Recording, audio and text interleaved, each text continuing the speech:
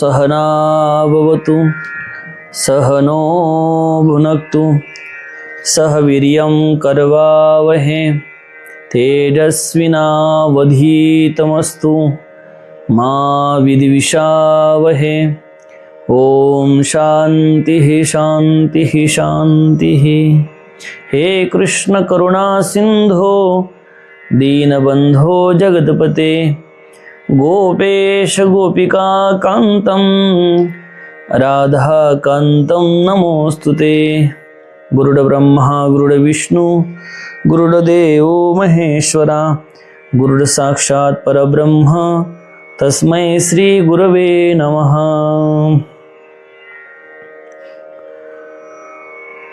अर्जुनवाच दृष्ट्वेमं स्वजनं कृष्ण युत्सं समुपस्थितं सीदन्ति मम गात्राणि मुखं च परिशुष्यते वेपतुश्च शरीरे मे रोमहर्षश्च जायते गाण्डिवं स्रंसते हस्ता त्वक्चैव परिदह्यते न च शक्नोम्यवस्थातुं भ्रमति च मे मनः। भगवंताच्या असीम कृपेने विश्वमाऊली ज्ञानोबरायाच्या असीम कृपेने सकल संतांच्या आशीर्वादाने श्री गुरुदेवाच्या आशीर्वादाने चालत असलेल्या नित्य ज्ञानेश्वरी चिंतन सोहळ्यामध्ये आज आपण श्रीमद भगवद्गीतेतील आणि संत श्रेष्ठ ज्ञानेश्वर महाराज यांच्या ज्ञानेश्वरीतील 193 क्रमांकांच्या ओवीपासून आणि 28 क्रमांकाच्या श्लोकापासून प्रारंभ करत आहे। हा जो काही पहिला अध्याय आहे तो अर्जुनाचा विषाद सांगणारा हा अध्याय आहे, म्हणून याला अर्जुन विषाद योग सुद्धा म्हटलं जातं। काय म्हटलं जातं? अर्जुन विषाद योग। या अध्यायाचं नावच आहे अर्जुन विषाद योग। तर यापूर्वी संजय बोलत होते, आता अर्जुन बोलत आहे आणि अर्जुन काय म्हणत आहे ते बघा।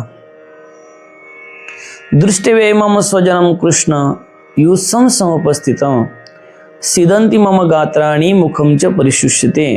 अर्जुनाची जी स्थिती आहे, अर्जुन जो म्हणत आहे की मला काय होत आहे। अरे एखाद्या डॉक्टरकडे गेल्यानंतर आपण डॉक्टर विचारतो की तुम्हाला काय झालं आहे, पण त्या ठिकाणी भगवंताने त्याला विचारलं काहीच नाही। कुणाला? अर्जुनाला। अर्जुनच सांगायला सुरुवात करत आहे की देवा मला काय होत आहे, काय मला नेमकं काय होत आहे। तर सांगतात की हे सगळे पाहून दृष्ट्वेमं स्वजनम, हे सगळे स्वजन पाहून, समोर जे असलेले माझे सगळे स्वजन पाहून, की युत्सं समुपस्थितम, या ठिकाणी उपस्थित असलेले, युद्धासाठी उपस्थित असलेले हे माझे सगळे स्वजन पाहून, सीदन्ति मम गात्राणि, काय माझे हे जे गात्र म्हणजे इंद्रिय, गात्र म्हणजे आपले जे काही इंद्रिय आहे, इंद्रिय म्हणजे इंद्रिय कोणते? पंच ज्ञानेंद्रिय आहे, पंच कर्म इंद्रिय आहे। हे जे काही इंद्रिय आहे गात्राणी, सीदन्ति मम गात्राणी, अरे माझ्या गात्राला शिथिलता आली आहे, शिथिलता निर्माण झाली आहे। शिथिलता निर्माण झाली म्हणजे अरे असं म्हणतात की एखादा दुःखद प्रसंग माणसावर आल्यानंतर माणसाचे हातपाय ढिले पडतात। काय होतं? हातपाय ढिले पडतात। अरे केव्हा अशी परिस्थिती होऊ शकते तुम्हाला सांगू का? ज्या वेळेस आपल्या परिवारातील, आपल्या जवळचा एखादा व्यक्ती आपल्याला सोडून गेला आहे, अचानक सोडून गेला आहे। एखादा व्यक्ती आपल्या जवळचा, परिवारातील, त्या व्यक्तीचा अपघात झाला आहे आणि ही गोष्ट जशी आपल्या कानावर येते, कानावर आल्यानंतर आपले जे काही हातपाय आहेत ते ढिल्ले पडतात। आपण काय म्हणतो त्याला?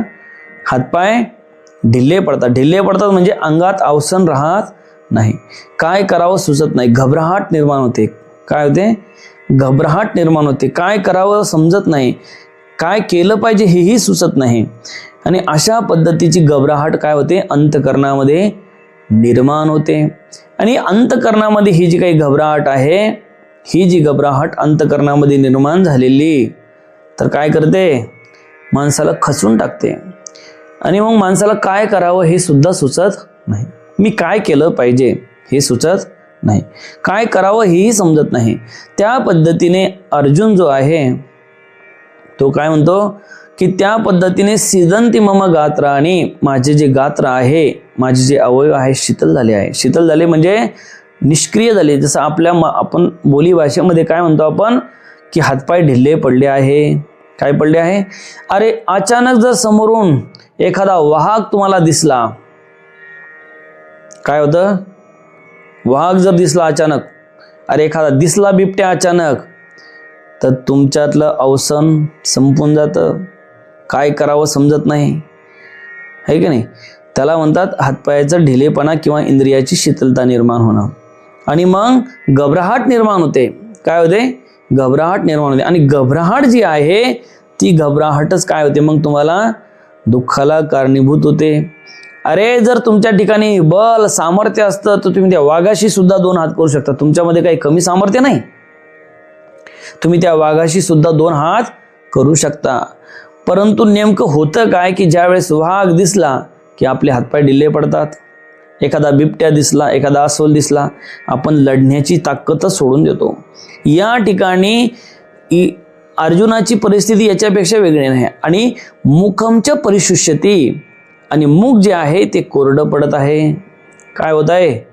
मुख कोरडं पडत आहे. अरे हे सगळे लक्षणं हे केव्हाचे लक्षण आहे? मी तुम्हाला सांगितलं, ज्यावेळेस आपल्या जवळचा एखादा व्यक्ती आपल्याला सोडून जातो, अरे एखाद्या व्यक्तीचा अपघात झाला, ही जसं कानावर आपल्या पडते, तसंच ही परिस्थिती निर्माण होते. मुख काय पडतं? कोरडं पडतं. सारखं पाणी प्यावं असं वाटतं. अरे हृदय जे इंद्रिय आहे ते शीतल होतात. एवढंच नाही तर एखादी अशी घटना ऐकल्यानंतर माणसाच्या ठिकाणी घबराहट निर्माण होते. अर्जुन याच्यापेक्षा काही वेगळा नाही. वेपतुश्च शरीरे मे, वेपतुश्च शरीरे मे रोम हर्षच जायते. आता या ठिकाणी बघा काय म्हणतात की वेफतुश्च, हे तर कोरडं पडून राहिले, पण वेफतुश्च म्हणजे आता कंप सुटला आहे. शरीराला काय सुटला आहे? कंप. शरीरे मे, शरीरामध्ये कंप सुटला आहे. कंप म्हणजे घबराहट. अरे एखाद्या व्यक्तीला जर अपघात झाला तर अपघात झाल्यानंतर घबराहट निर्माण होते. काय होते? घबराहट. आणि एवढी घबराहट निर्माण होते की त्याचा बीपी वाढून जातो. असं सारखं थरथर थरथर थरथर थरथर कापत असतो. काय होतं? थरथर. अरे एखाद्या व्यक्तीचा अपघात झाला, पडला, पाय मोडला, हात मोडला, तर एकदम बीपी हाय होऊन जाते आणि तो घबराहट त्याला सुटते. इतकी घबराहट सुटते की त्याचा बीपी जवळपास 150, 200, 200च्या वर जातो. आहे का नाही? अरे ही अनुभवाची गोष्ट आहे आपल्या. साहजिक होते ते. अरे माणसाला जी घबराहट होते त्याला ती साहजिक होती. भीती निर्माण होते की आपल्याला काय झालं असेल, काय लागलं असेल. तसे अर्जुनाच्या ठिकाणी जे काही आहे त्या ठिकाणी कंप सुटला आहे. संपूर्ण शरीरामध्ये कंप सुटला आहे. कंप सुटला म्हणजे शरीर असं हलत आहे. भीती निर्माण झाली आहे. हृदय ढिल्लं पडलं आहे. आणि वेफतुष्य शरीर, शरीरामध्ये वेफतू म्हणजे कंप सुटला आहे. रोम हर्षश जायते. अरे सगळ्या अंगावर रोमांच उभा राहिला आहे. काय राहिला आहे? रोमांच. 2 गोष्टीमुळे रोमांच उभा राहतो. एक तर म्हणजे घाबरल्यानंतर, आणि दुसरी गोष्ट एखादी आनंदाची गोष्ट ऐकल्यानंतर. आपण म्हणतो ना, एक दुःख अश्रू असतात, एक आनंद अश्रू असतात. अरे आपल्या मुलानं एखादी चांगलं कामगिरी केली तर आपल्या आईवडिलाच्या ठिकाणी, आपल्या गुरुच्या ठिकाणी जे काही त्यांच्या हृदयामध्ये प्रेम निर्माण होतं, करुणा निर्माण होते, ते आनंद अश्रू असतात. जे त्यांच्या डोळ्यामध्ये पाणी येतं ते काही दुःख अश्रू असतात का? आनंद अश्रू असतात. एक आनंद अश्रू असतात, एक दुःख अश्रू असतात. एक म्हणजे संकट काळामध्ये जे काही डोळ्यातून पाणी पडतं त्याला दुःख अश्रू म्हणतात, आणि आनंद काळामध्ये जे काही डोळ्यातून पाणी पडतं त्याला आनंद अश्रू म्हणतात. म्हणून दोन प्रकारचे त्या पद्धतीने या ठिकाणी शरीरामध्ये तर कंप निर्माण झाला, रोमहर्षाचे जाते, संपूर्ण अंगावर काय निर्माण झाला, तर रोमांच उभा राहिला. काय उभा राहिला? रोमांच. अरे रोमांच म्हणजे काय? अरे अंगावर असे काटे आल्यासारखं होतात की नाही? होते की नाही? कधी कधी एक तर कधी होतात, एखादी गोष्ट जर आपण भयानक पाहिली तर संपूर्ण अंगावर काटे येतात, आणि एखादी गोष्टीचा आनंद झाला तरी सुद्धा अंगावर काटे येतात. पण या ठिकाणी अर्जुनाच्या ठिकाणी जो रोमहर्ष झाला होता किंवा त्यांच्या ठिकाणी जे रोमांच उभे राहिले होते, ते रोमांच कशाचे होते? तर भीतीचे होते. अंतकरणामध्ये भीती निर्माण झाली. ते हे सगळे माझे कोण आहे? स्वजन आहे, आणि हे सगळे मारल्या जाणार आहे. गांडीवम स्रंसते हस्ता त्वक्चैव परिदयते. आणि अशा परिस्थितीमध्ये काय झालं, तर जो काही गांडीव आहे, गांडीव धनुष्य, अर्जुनाचा धनुष्य कोणता होता? अर्जुनाचा धनुष्य गांडीव धनुष्य होता. कोणता धनुष्य होता? गांडीव धनुष्य अर्जुनाचा होता. आणि हा जो काही गांडीव धनुष्य आहे हा अर्जुनाचा, हा काय झाला की गांडीवम स्रंसते. स्रंसते म्हणजे गळून पडला. कोणता? गांडीव म्हणजे धनुष्य जो आहे अर्जुनाचा तो काय पडला? गळून पडला. गांडीवम स्रंसते हस्ता त्वक्चैव परिदयते. अरे कसा गळून पडला की त्यालाही समजलं नाही कसा गळून पडला. आणि दुसरी गोष्ट, हस्ता त्वक्चैव परिदह्यते, सांगतात की संपूर्ण शरीरामध्ये काय निर्माण होत आहे? दाह निर्माण होत आहे. काय निर्माण होत आहे? दाह निर्माण होत आहे. दाह म्हणजे वेदना. दाह शब्दाचा अर्थ काय? वेदना निर्माण होत आहे. संपूर्ण शरीर दुखल्यासारखं होत आहे. संपूर्ण शरीर दुखल्यासारखं होत आहे.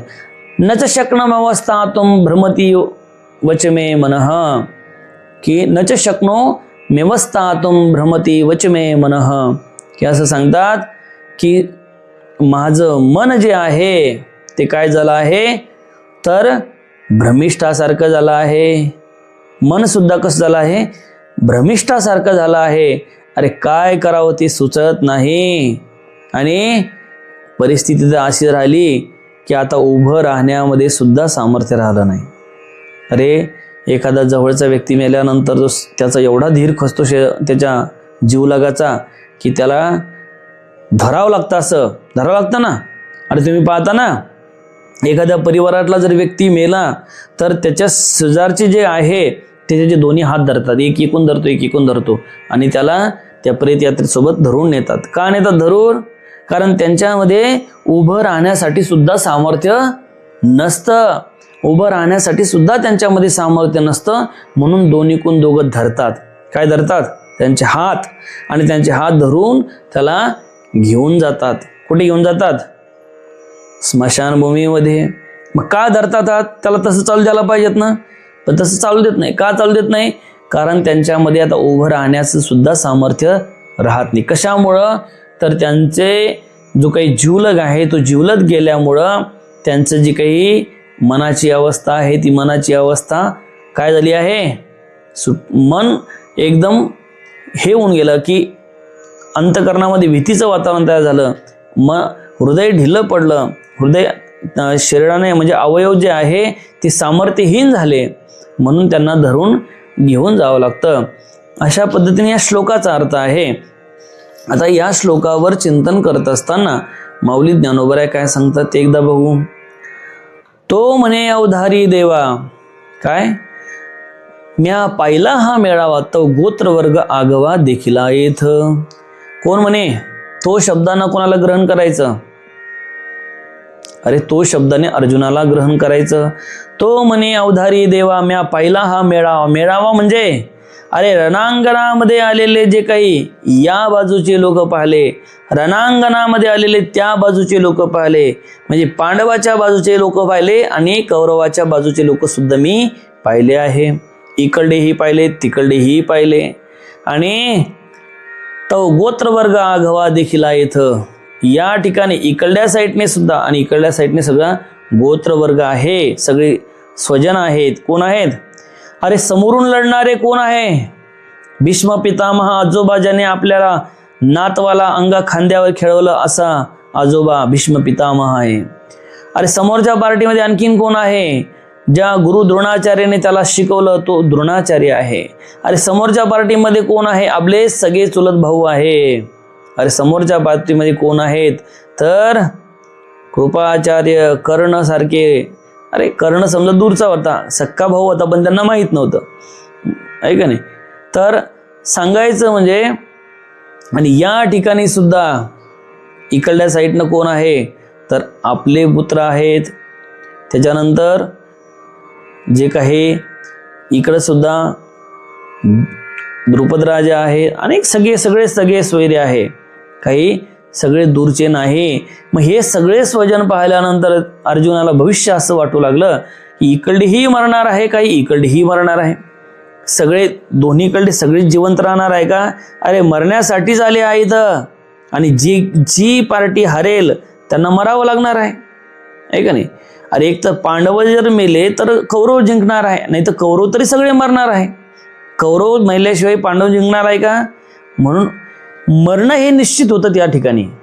मरण एका पक्षाचा हार ही निश्चित होती. म्हणून अर्जुनाच्या ठिकाणी भविष्याचा जो काळ आहे किंवा भविष्यातलं जे काही आहे ते त्याच्या ठिकाणी काय झालं? निर्माण झालं, उदित झालं. आणि म्हणून देवाला सांगत आहे, तो मनी अवतारी देवा मी पाहिला हा मेळावा. हा मेळावा म्हणजे हा सगळा मेळावा या ठिकाणी युद्धासाठी जमलेला तो गोत्रवर्ग आगवा देखला येते. त्या ठिकाणी आम्ही आमचं गोत्रवर्गच पाहिला. गोत्रवर्ग आम्ही आमचा या ठिकाणी पाहिला. हे संग्रामी उदित झाले असते किर समस्त, पण आपण पया उचित केवी होय. आता बघा, ज्ञानोबराय सांगतात, म्हणजे अर्जुनाच्याच मुखातलं जे वाक्य आहे ते ज्ञानोबराय सांगतात, हे सर्वजण युद्धासाठी सज्ज झाले आहे. कशासाठी आले? अरे रणांगणात कशासाठी आले हे? अरे तुम्ही या ठिकाणी कशासाठी आले? शाळा शिकण्यासाठी, त्यानंतर वारकरी संप्रदायाचं अध्ययन करण्यासाठी, ज्ञानेश्वरी काय कळण्यासाठी. तुम्ही या ठिकाणी कशासाठी आले? हरिपाठ करण्यासाठी, हरिपाठ शिकण्यासाठी, गायन शिकण्यासाठी, वादन शिकण्यासाठी, यासाठी तुम्ही आले. तसं ज्या युद्धाच्या ठिकाणी हे सगळे कशासाठी गेले असतील? कुरुक्षेत्रावर कशासाठी गेले? युद्ध करायसाठीच गेले ना, युद्धाच्या व्यतिरिक्त थोडे गेले ते. हे संग्रामी उदित झाले असते किर समस्त, हे सगळे लढण्याच्या इच्छेने या ठिकाणी सज्ज झाले आहे. परंतु त्यांच्या बरोबर आपणास युद्ध करणं उचित आहे का? प्रश्नार्थक चिन्ह एक प्रकारे. अरे हे जरी लढण्यासाठी आले आहे, हे म्हणजे कोण? हे म्हणजे कोण? अरे कौरव हे लढण्यासाठी आले आहे, तरी आपण त्यांच्यासोबत युद्ध करणं बरोबर आहे का? योग्य आहे का? आपण युद्ध केलं पाहिजे का? आपण त्यांच्यासोबत लढलं पाहिजेत का? हे कोण म्हणत आहे? अर्जुन म्हणत आहे. हे आपण कितीपत करणं योग्य आहे, की आपण त्यांच्यासोबत युद्ध करणं हे कितीपत योग्य आहे? देवा मला तरी काही योग्य वाटत नाही, असंच त्यांना सांगायचं आहे. अरे एखादी गोष्ट जर तुम्हाला जर अशी विचारत असेल, अरे केवी होय हे उचित आहे का? अरे आपण जसं एखादं वाक्य बोलताना आपण म्हणतो, अरे बाबा विजय, काय म्हणतो आपण? अरे विजय ते तू करसूल बरं का, म्हणजे याचा अर्थ ती करायला पाहिजेत नाही. अरे एखादी गोष्ट आपण ज्या अर्थी एखादी गोष्ट बोलतो त्या अर्थी बोलण्यातला आपला भावही तितका महत्त्वाचा आहे. अर्जुनाचा जो भाव आहे तो म्हणतो, देवा अरे हे युद्ध करणं आपण बरोबर आहे का? आपण लढणं बरोबर आहे का? बरोबर आहे. अरे हे योग्य आहे का? नाही. त्याला असंच म्हणायचं आहे, येणे नावेची नेनो काही मज आपण पे सर्वथा नाही, मन बुद्धी ठाई स्थिर नव्हे. आता या ठिकाणी काय म्हणतात बघा, की या ठिकाणी असं म्हणतात की येणे नावेची नेनो काही मज आपण पे सर्वथा नाही, मन बुद्धी ठाई स्थिर नव्हे. की माझी जी काही मन बुद्धी आहे ते काय झाली आहे, आता स्थिर राहिली नाही. मला काही सुचत नाही, मला काही कळत नाही, मी काय करावं मला आता भानच राहिला नाही, मी काय केलं पाहिजे. आणि मग आता सांगत आहे की देखे देह कापत, देह कसं आहे, कापत आहे, काफरी भरली आहे, काफरी भरली आहे. अरे आपण म्हणतो ना याला काफरी भरली आहे, कोणाला, हा खूप घाबरला आहे. अरे एखाद्याने साप पाहिला आणि साप पाहिल्यानंतर अरे मागच्या वर्षीचीच गोष्ट असेल, फाळके बुवा, अरे फाळके बुवा एकदम पळत आले आहे का नाही गेट जाऊन, आणि अरे त्या माणूस मला बोलायला लागला, तो माणूस मला घाबरून गेला. काय गेला, घाबरून गेला. तर काय भरली होती, काफरी भरली होती. काफरी भरली म्हणजे काय झालं, संपूर्ण अंगामध्ये काय झालं, देह कापत आहे. इथे या भाषेमध्ये देखे देह कापत, कापत म्हणजे थरथर थरथर थरथर थर घाबरत आहे. होती का नाही असं. अरे एखादा अचानक साप पाहिला, साप पाहिल्यानंतर एकदम भीती वाटते. काय वाटते, एकदम भीती वाटते. आणि त्या साप पाहिल्यानंतर एवढी भीती वाटते, एवढी भीती वाटते की त्या सगळ्या अंगाला घाबरतो. आणि मग त्याला शांत करावं लागतं. अरे कधी कधी भूत नाही पाहिला, भूताचा आभास जरी झाला, कोण सांगितलं की इथे या ठिकाणी भूत आहे, अरे नुसतं भूत आहे म्हणल्यानंतर काय वरते, धडकी वरते, घाबरतो तो. आणि मग घाबरण्यासाठी त्याला दुसरे समजून सांगतात, अरे बाबा तसं काही नसतं, हे काही नसतं. मग तो हळूहळू हळू शांत होतो. या ठिकाणी सुद्धा माऊली म्हणतात की अर्जुनाची जी परिस्थिती आहे ती कशी झाली आहे, देखे देह कापत, देह काय कापत आहे, तोंड असे कोरडे होत आणि विकळत उपजत गात्रासी. तोंड कसं पडलं आहे, कोरडं पडलं आहे. आणि कोरडं पडल्यानंतर सारखं त्याला असं वाटतं की पाणी प्यावा, पाणी प्यावा, सारखं कोरडं, कितीही पाणी पिलं तरी त्याचं तोंड कोरडंच पडत असतं. विकळता उपजत गात्रासी, आणि गात्रांना शीतलता प्राप्त झाली आहे. मी सांगितलं तुम्हाला गात्राला शीतलता प्राप्त झाली म्हणजे त्या काही करण्याचं अवसरच त्याच्यामध्ये आता शिल्लक राहिलं नाही. सर्वांग कंटाळा आला. काय झालं, सर्वांग कंटाळाला, अति संताप उपजला, तेत बेंबळ हातू गेला गांडीवाचा. सर्वांग कंटाळाला आहे, संपूर्ण जे शरीर आहे ते शरीराला काय झाला, कंटाळाला. कंटाळाला म्हणजे अरे एक प्रकारचं काहीच करावं असं न वाटणं, हा एक कंटाळा येण्याचा भाग आहे का नाही. आपण म्हणतो खूप मी थकलो आता आणि आता मला काहीच करावं वाटत नाही. तसा हा जो काही अर्जुन आहे, हा अर्जुन सुद्धा याला आता काहीच करायची इच्छा राहिली, म्हणजे युद्ध करायची इच्छा राहिली नाही. अरे संपूर्ण जे शरीर आहे, सर्वांग कांटाळा आला, संपूर्ण अंगावर एक प्रकारे काटा आला, अतिसंताप उपजला, आणि तेल बेंबळ हातू गेला गांडीवाचा. अरे गांडीव जो धनुष्य आहे तो अर्जुनाच्या हातून सहज खाली पडला. काय पडला, खाली पडला. माऊली म्हणता न धरता ते न धरताची निष्ठला, म्हणजे कोण, गांडीव धनुष्य. अरे सहज पडणं सोपी गोष्ट आहे का, सहज पडला. ते न धरताची निष्ठला म्हणजे आपोआप तो गांडीव धनुष्य त्या अर्जुनाच्या हातातून पडला. परी नेनेची हातूनी पडला, ऐसे हृदय असे व्यापले मोहयेने. आता माऊली पुढचे सांगतात की त्यांचं हृदय काय झालं आहे, मोहाने व्यापलं आहे, अंतकरणामध्ये मोह निर्माण झाला आहे. आता माऊली याच्यापासून काही उदाहरणं आपल्याला देतात की मोहाच्या संबंधानं काय आहे. पहिलं त्या अगोदर एक ओवी अशी आहे, जे वज्रापासून कठीण दुर्धराती दारुण, तयाहुनी असाधारण हे स्नेह नवल. अरे वज्रापासून कठीण, वज्र, वज्र माहिती आहे कोणाजवळ आहे वज्र, इंद्राचं जे काही हत्यार आहे ते वज्र आहे. अरे त्याच्यापेक्षा कठीण काय आहे, मोह. अरे सगळ्यात जास्त कठीण इंद्राचं वज्र आहे, त्याच्यापेक्षा कठीण मोह आहे. आणि दुर्धर अति दारुण, दुर्धर अति दारुण म्हणतात की बाबा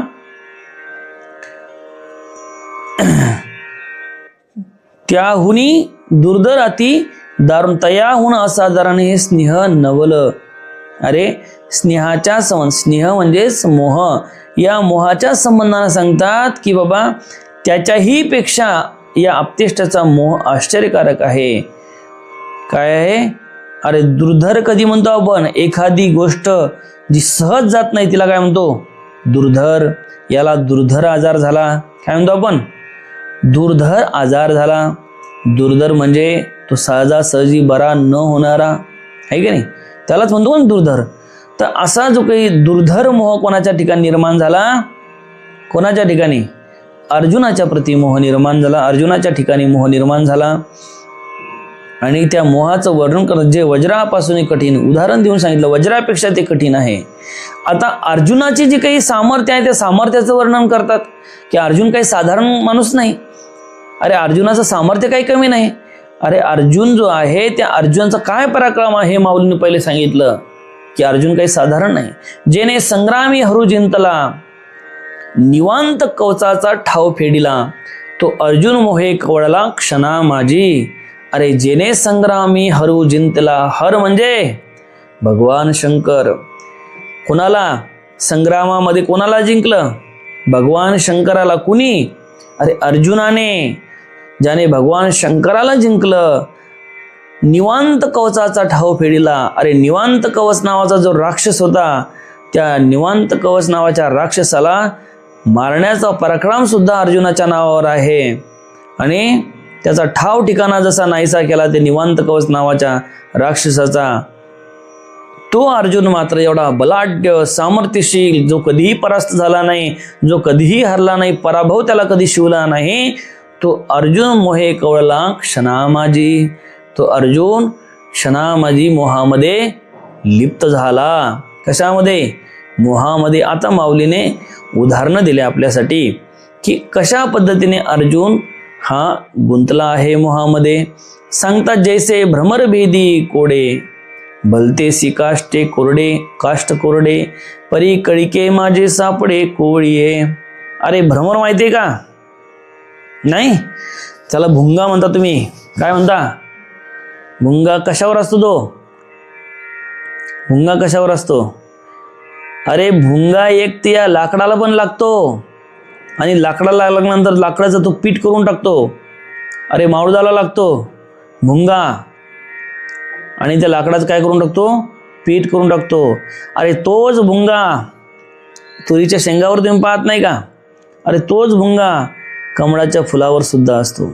कशावर असतो, तो त्यालाच भ्रमर म्हणतात. काय म्हणतात, भ्रमर. आणि हे जसं भ्रमर ते गुणगुण गुणगुण गुण करत नाही, ते गुणगुण गुणगुण करत नाही का, गुण असं सारखा हे करत राहतं, गुणगुण करत राहतं, तो भ्रमर. सांगता भ्रमर बेदी कोडे, भलतेसी काष्ट कोरडे. अरे कितीही कठीण लाकूड असू द्या, त्या लाकडाला कोरण्याचं काम कोण करतं, हा भुंगा भ्रमर करत असतो. काय करत असतो, लाकूड फोडण्याचं, लाकडाला कोरण्याचं काम कोण करतं, तर भुंगा करत असतो. पण तो ज्यावेळेस कळिके माझी सापडे, अरे तोच भुंगा ज्यावेळेस कमळाच्या फुलावर बसतो. कशावर, कमळाच्या फुलावर बसतो आणि कमळाच्या फुलावर बसून त्या कमळाचा आस्वाद तो घेत असतो. काय घेत असतो, आस्वाद तो घेत असतो. त्यातील जो पराग आहे तो पराग तो सेवन करत असतो. आणि पराग सेवन करत असतो त्यावेळेस असं म्हणतात की हाच जो भुंगा आहे त्या कमळाच्या पाकळीवर बसल्यानंतर, त्या कळिकेवर बसल्यानंतर तो काय करतो किंवा त्याच्याप्रती काय स्नेह निर्माण होतो त्या कमळाच्या फुलाच्या प्रती, त्या रेणूप्रती, हे माऊली सांगतात. ते उत्तीर्ण होईल प्राणे, परी ते कमळदळ शिरून येणे, तैसे कठीण कोळेपणे स्नेह देख. अरे त्या ठिकाणी ते उत्तीर्ण होईल प्राणे, त्या ठिकाणी काय म्हणतात, त्याचा प्राण उत्तीर्ण होईल. प्राण म्हणजे, अरे उत्तीर्ण होईल म्हणजे तो एखाद्या वेळेस प्राण सोडेल. अरे ही परिस्थिती केव्हा येते, ज्यावेळेस भुंगा तो भ्रमर त्या कमळाच्या फुलामध्ये कमळाचा आस्वाद घेण्यासाठी त्या याच्यामध्ये जाऊन बसतो. कशामध्ये, कमळामध्ये. आणि हळूहळू हळू कमळ, आता संध्याकाळ व्हायला येते आणि संध्याकाळ व्हायला येते आणि संध्याकाळ व्हायला येते त्यावेळेस काय होतं की जे कमळ आहे ते काय होतं, अकुंचन पावतं. आणि जो काही भ्रमर आहे, जो काही भुंगा आहे, तो त्यामध्येच राहतो. वास्तविक तो असा विचार करतो की बाबा आता अजून कुठं पूर्ण संध्याकाळ झाली आहे, संध्याकाळ झाल्यानंतर आपण उडून जाऊ. पण हळूहळू त्याच्यामध्ये तो एवढा लिप्त होतो, एवढा आसक्त होतो की हळूहळू तो संपूर्ण जे कमळ आहे ते बंद होऊन जातं. आणि बंद होऊन जातो, तो भुंगा त्यामध्ये अडकतो. अडकल्यानंतर जो लाकूड फोडणारा भुंगा आहे, एवढं कडक लाकूड तो फोडू शकतो, तोच भुंगा मला सांगा त्या कमळदाळाची जी पाकळी आहे तिला फोडू शकत नाही का? ती तर कोमल असते. किती कोमल असते? अति कोमल असते. आणि एवढी कोमल जी पाकळी आहे, एवढी कोमल पाकळी तो सहज फोडू शकतो. कसा फोडू शकतो? सहज फोडू शकतो. परंतु तरीही सुद्धा ती पाकळी फोडण्याचं त्याच्यामध्ये इच्छा होत नाही. का होत नाही? तर माऊली म्हणतात की तैसे कठीण कोवळेपणे स्नेह देखा, त्या कमळाच्या प्रती असणारा जो काही त्या भ्रमराच्या मनात असणारा स्नेह, त्याच्याविषयी असणारा स्नेह. अरे रात्रभर तो त्यामध्ये अडकून पडतो आणि एखाद्या वेळेस त्याचा प्राण सुद्धा त्यामध्ये जातो, गुदमरून तो मरतो. काय होतं? गुदमरून तो मरतो, प्राण सुद्धा जातो, परंतु तो बाहेर निघत नाही किंवा त्या पाकळीला तो बोचकं पाडत नाही. माऊली आता सांगतात, हे आधी पुरुषाची माया ब्रह्मे याही न येची आया, म्हणून भुलविले ऐके राया. संजय म्हणे, काय म्हणतात? ही माया कोणाची आहे? अरे आधी पुरुषाची माया आहे. कोणाची? ही ईश्वराची. आधी पुरुष कोण आहे? ईश्वर आहे. ही भगवंताची माया आहे. भगवंताचीच ही माया आहे. आणि भगवंत ही जी काही माया आहे त्या मायेमध्ये प्रत्येक जीवाला बांधून टाकतो. अरे मला सांगा, डुक्कर असेल, कुत्रा असेल, मांजर असेल, पशु कोणताही असू द्या, त्याला आपल्या पुत्राच्या प्रती किंवा आपल्या याच्या प्रती किती स्नेह असतो. जन्मल्यावर तुम्ही जर एखादी गाय जणू द्या आणि त्या गायीच्या वासाला हात लावून द्या, ती गाय तुमच्या अंगावर धावून येते, आहे का नाही? तर काय स्नेह आहे. आणि हा स्नेह कोण निर्माण केला? हा आधी पुरुषाने म्हणजे ईश्वराने निर्माण केला आहे. अरे म्हणून तर आपण बांधले आहे, म्हणून ते एकमेकांमध्ये आपण अडकलो आहे. नाही इतक्या दिवसातच आपण काय झालो असतो? मोकळे झालो असतो. भगवंतानेच ही माया लावून दिली आहे. ब्रह्मे याही न याची आया. अरे ब्रह्मदेवाला सुद्धा ही आकडल्या जात नाही. आणि म्हणूनच या मायेने अर्जुन मोहित झाला आहे. कोणत्या मायेने? या मायेने. अवधारी मग तो अर्जुन देखोनी सकळ स्वजनू, विसरला अभिमानू संग्रामीचा. आणि याच मायेने तो काय झाला आहे? संग्रामावरला जो काही अभिमान आहे, त्याला जे जिंकण्याचं जे काही इच्छा होती, ती जिंकण्याची इच्छा त्याची संपुष्टात आली आहे. काय झाली आहे?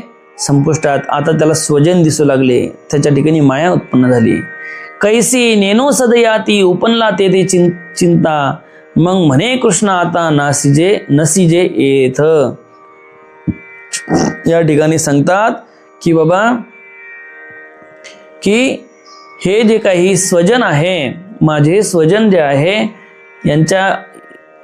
यांच्याविषयी अंतकरणामध्ये दया तर निर्माण झालीच, त्यांच्या प्रेम निर्माण झाला, स्नेह निर्माण झाला. कैसी नेनो सदयता उपनली तेथे चिंता. आणि त्यांच्या अंतकरणामध्ये चिंता निर्माण झाली की या स्वजनाचा वध कसे करावा, कशा पद्धतीने यांना मारावा. आणि म्हणून तो व्याकुळ झाला आहे. कोण? तो माझे अतिशय मन व्याकुळ होत असे, वाचा बरड जे वदावे हे सकळ येणे नावे. अरे यांना मी कसं मारू? त्यांच्याविषयी आता काय मनामध्ये दयाभाव निर्माण झाला आहे. आणि दयाभाव निर्माण झाल्यामुळं आता मी यांना कसं मारू? हे तर माझे स्वजन आहे, हे तर माझे सगे आहे, हे तर माझे सोयरे आहे, हे तर माझे जवळचे आहे, हे तर माझे जीवलग आहे. हे अशा पद्धतीने अर्जुनाच्या ठिकाणी काय निर्माण झाला? मोह निर्माण झाला आहे. आणि त्या मोहामुळेच अर्जुन आता लढाई करण्यास इच्छुक नाही. या मोहामुळेच आता लढाई करण्यास तो इच्छुक नाही. आणि म्हणून अशा पद्धतीने अर्जुन जो आहे, अजून अर्जुनाचं सांगणं संपलेलं नाही. अर्जुन अजून सांगणार आहे. भगवंत हे फक्त शांत चित्ताने ऐकून घेत आहे. भगवंत काय सांगायचं ते सांगून टाक. भगवंत अजून काहीही बोलले नाही. भगवंत बोलणार आहे, ते पुढं बोलणार आहे, पण अर्जुनाचं ऐकून घेत आहे. गोपाल कृष्ण भगवान की जय. श्री गुरुदेव भगवान की जय. ओम पूर्णमदः पूर्णमिदं पूर्णात् पूर्णमुदच्यते पूर्णस्य पूर्णमादाय पूर्णमेवावशिष्यते. ओम शांती शांती शांती.